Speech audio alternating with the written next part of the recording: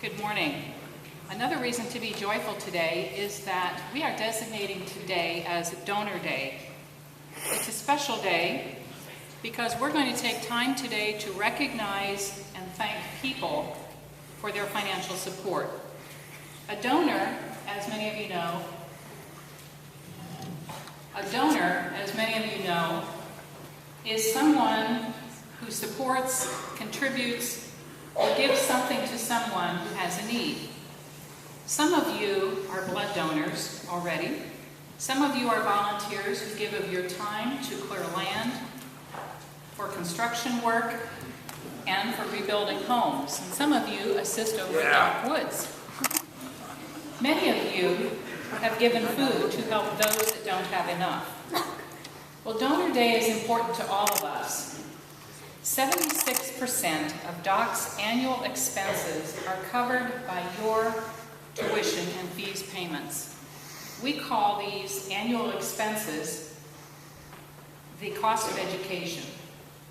Today is the day that we are nearly 76% of the way through the school year, and so that's why we're calling today Donor Day. The rest of the year is paid for through the donations of over 800 families, individuals, alumni, churches, and businesses who donate money.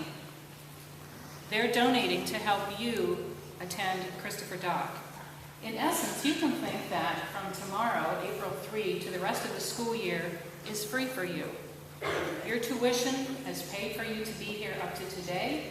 The rest of the year is paid for by donors. Arthur and I had a discussion several months ago that went like this.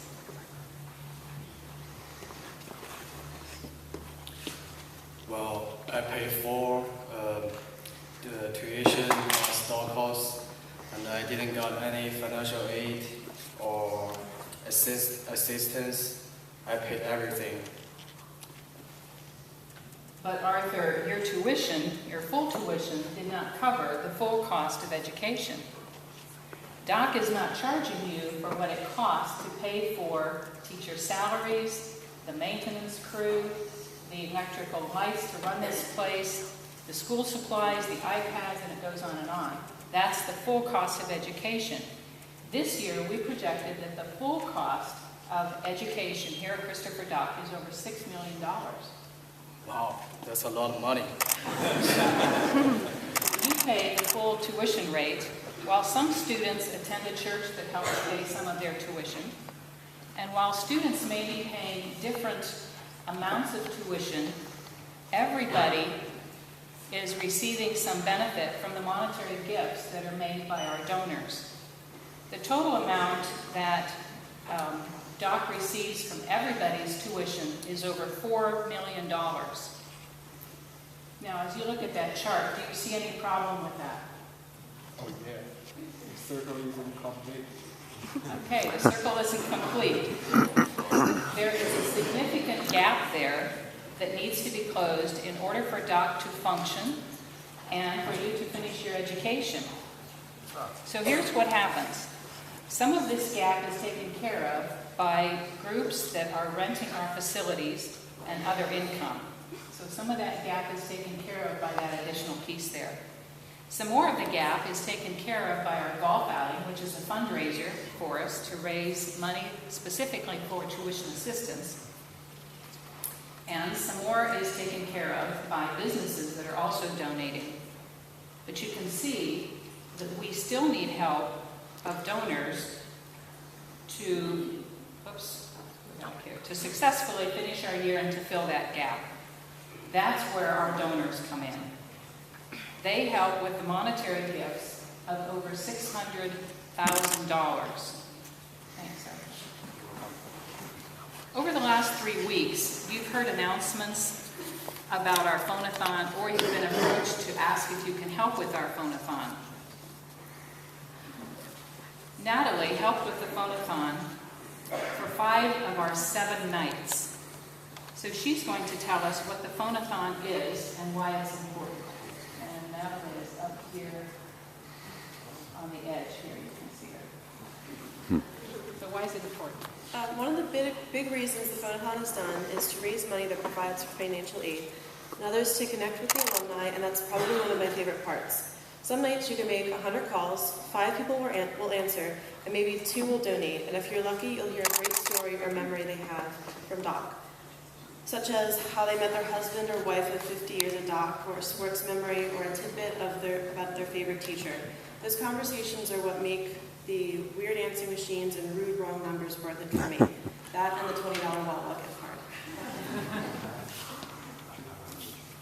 So after you graduate, you too will be contacted and asked to make a contribution to help other people attend Doc.